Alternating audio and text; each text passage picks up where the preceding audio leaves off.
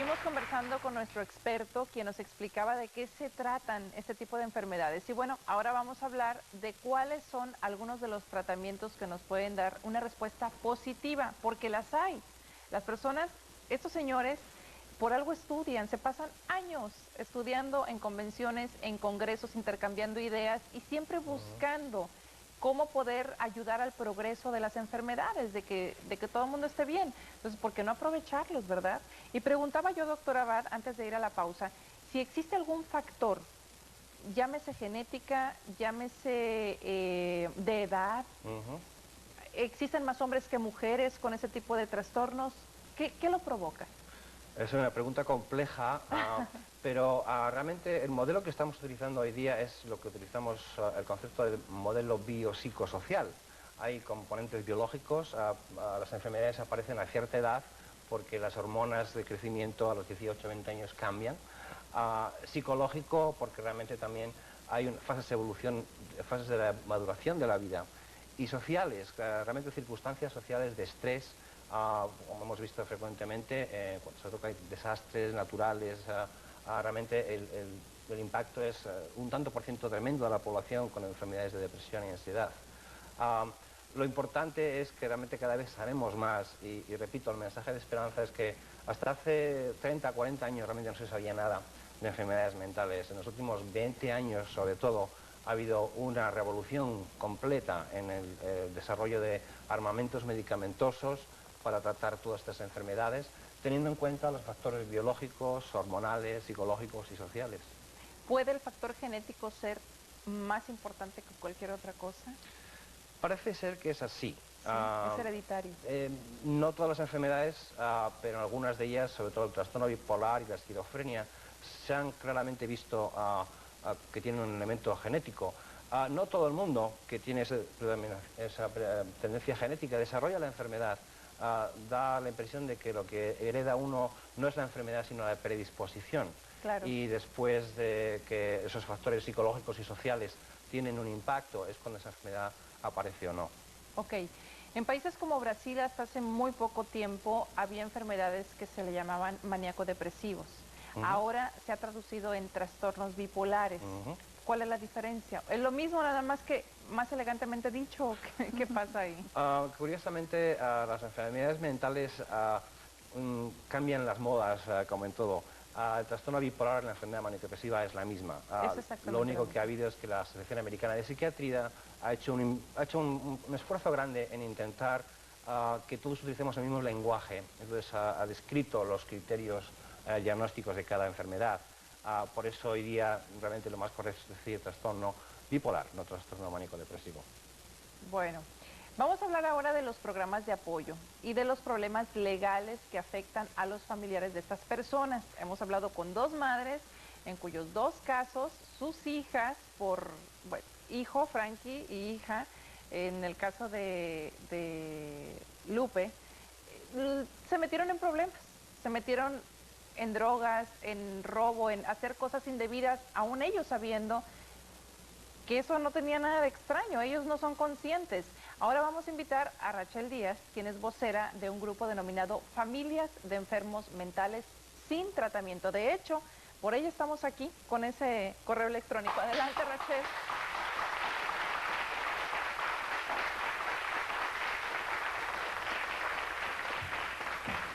Un honor.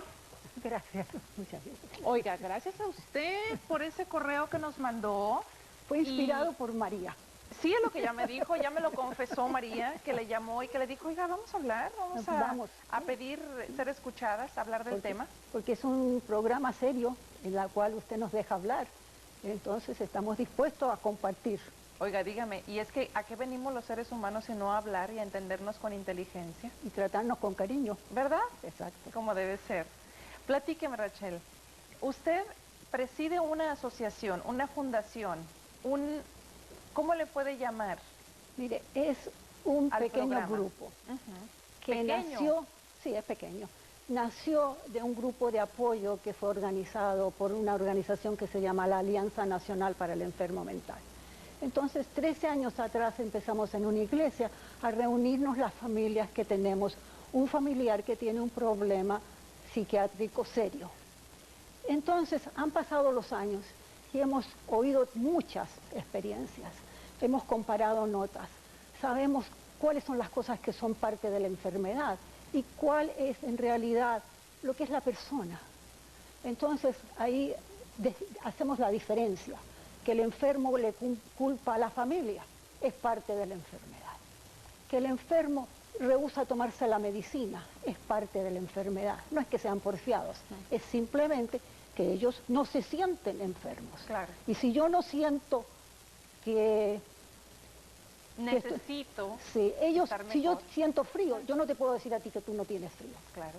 No te puedo, si yo siento miedo todo el tiempo, o tengo una pena tan enorme, yo no te puedo decir tú no tienes pena. Estás equivocado. Eso no es correcto. Tú no tienes miedo, tú no tienes pena, tú no te sientes grandioso, pero eso es lo que la persona se siente. Claro. Eso no le pasa a todas las personas, pero las personas que gravitan al grupo de apoyo es porque tienen personas que están enfermas, que no logran encontrar una medicina, que no logran encontrar un tratamiento. Hay muchos enfermos mentales que funcionan perfectamente. Se toman su medicina porque se comprenden que están enfermos, ellos mismos la piden. Pero ¿cómo lograr que ellos comprendan que la necesitan, que están enfermos? ¿Cómo? Esa es la parte clave, esa es la pieza pero que falta. Pero qué difícil. Porque eso no tiene cura. Solamente a través de un proceso de que la persona, por su propia experiencia de tomarse la medicina, descubra que se siente mucho mejor. Entonces ellos quizás nunca acepten totalmente que están enfermos, claro. Pero saben que si se toman esta píldora duermen mejor, que si se toman esta otra píldora se llevan mejor con sus amistades, que pueden obtener un trabajo, que pueden llevarse mejor en la comunidad. Entonces la toman por esas razones. Ya a nosotros ya no nos importa que si ellos digan que están enfermos, no tiene ningún importancia. Ustedes ya lo saben. Descubrir que ellos se tomen la medicina, porque esto es una enfermedad biológica. Claro. Es como querer bajarse la presión sin tomarse la pastilla. Podrás hacer muchas cosas, pero lo seguro es tomarse la pastilla. Esto, como es biológico, la única forma de tratar la enfermedad es tomándose la medicina. Y esto es tan complejo, porque es el comportamiento. Y uno nace con una forma de ser. Claro. A eso agrégale la enfermedad. Las enfermedades no son parejas. Hay periodos en que la persona está mucho mejor, sin que haya pasado nada. Y sin que pase nada, entran en crisis. Las enfermedades varían. Las depresiones se transforman en manía. La apatía de las esquizofrenias se transforman en agitación. Periódicamente es una ondular. Entonces, no sabemos con quién estamos tratando. Ya tenemos la esperanza de que están mejor.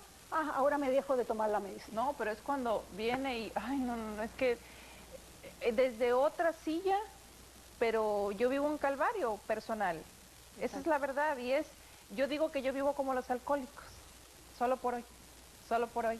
Yo no sé en qué momento el teléfono va a timbrar y en qué momento estoy en un problema. Estoy, porque soy la madre, ¿no?, de esa criatura. Pero bueno, Rachel, ¿qué pasa con las leyes?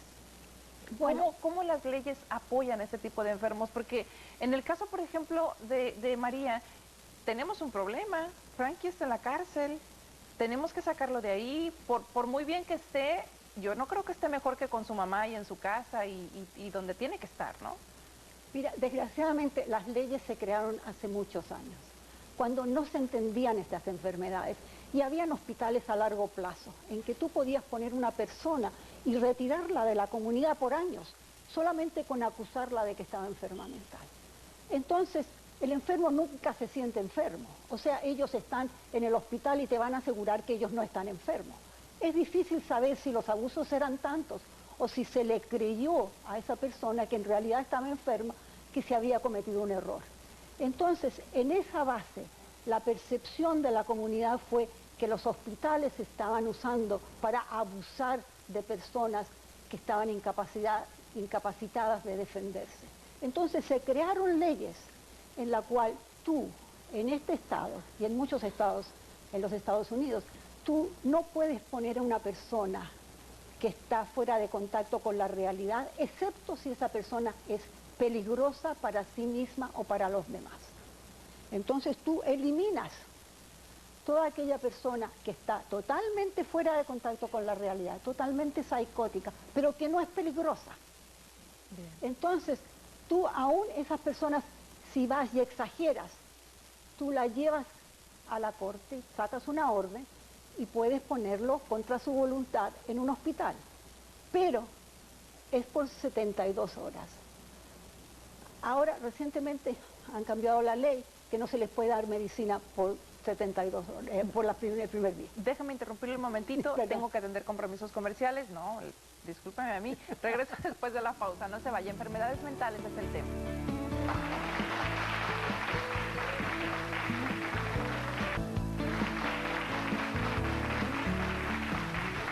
Estamos de regreso con este tema por demás interesante de enfermedades mentales. Supongo que lo repetiremos porque nos vamos a quedar muy cortos de tiempo, ¿verdad?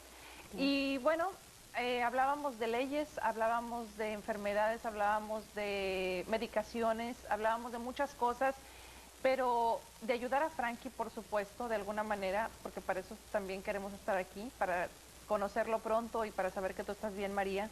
Claro. Pero escuchándolos, no sé, se me ocurre, entonces lo que falta es no cambiar las leyes, pero sí una revisión de leyes, sobre todo para este tipo de personas, de enfermos. ¿Sí, doctora Abad? ¿Crear conciencia? Así es. En principio, las cuestiones de las leyes es importante porque incluso los recursos financieros que se dedican para salud mental son insuficientes. En ese sentido, sobre todo en nuestra población hispana, las leyes, por ejemplo, son muy claras. Según la Civil Rights, la Acta de Derechos Civiles, los pacientes hispanos tienen derecho a tener tratamiento en español y no existen centros suficientes que hablen español. Entonces, esas leyes no están llevándose a cabo, por lo cual la educación, el acceso a documentación en español, el que la gente cuando va al doctor exija a un traductor para comunicarse adecuadamente es muy importante. Por lo cual, las leyes son importantes, pero las leyes no van a cambiar a menos que la población se eduque, se haga consciente y sobre todo pierda el miedo a la enfermedad y al estigma. Claro. Mucha gente no acude al tratamiento porque tiene miedo a la imagen. Y realmente si pudiéramos conseguir eso es más importante que muchas leyes. Sí. Claro. Ahora, tomemos conciencia en base a estas cifras que le voy a dar. 23 personas se suicidaron el año pasado. ¿Sí, doctor? Tan solo en Nueva York. Un 20% de la población que está en prisión tiene problemas mentales, enfermedades mentales. Entonces, como sociedad, tenemos un problema en común. No solamente es un problema para las familias que tienen estos enfermos, sino es un problema social que tarde que temprano nos puede alcanzar. Yo te agradezco tanto esto, porque le estamos dando al resto de las familias la oportunidad de decir, bueno, yo también podría hacer lo mismo. Claro. Yo no tengo que estar avergonzado, yo no he hecho nada malo. Mi hijo, mi marido no han hecho nada malo, son las víctimas de una enfermedad que no es más que mala suerte. Claro. O sea, ellos son las víctimas, nosotros nos las hemos causado y no tenemos que estar avergonzados de nada, por el contrario, orgullosos que somos los que los soportamos día a día. Así es. Y no fallamos como familia.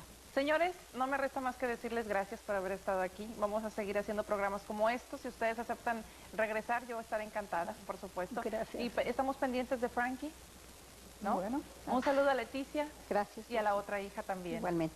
Gracias a nuestra audiencia y gracias a ustedes en casa. Espero que el tema les haya sido de mucho interés, como todos los que pretendemos hacer en este espacio, que también queremos que haga suyo. ¿Qué les puedo decir esta tarde? Que solamente tenemos que hacer un esfuerzo, que no creo que sea mucho, convencernos, romper estigmas, enfrentar realidades, atacarlas y unirnos como sociedad para lograr beneficios que solamente nos van a ser útiles a usted, a los que estamos aquí, a mí, absolutamente a todos. Hermanarnos, ese es el punto. Tenemos una cita todos los días, lunes a viernes, 2 de la tarde, la cadena Telemundo. Hasta entonces.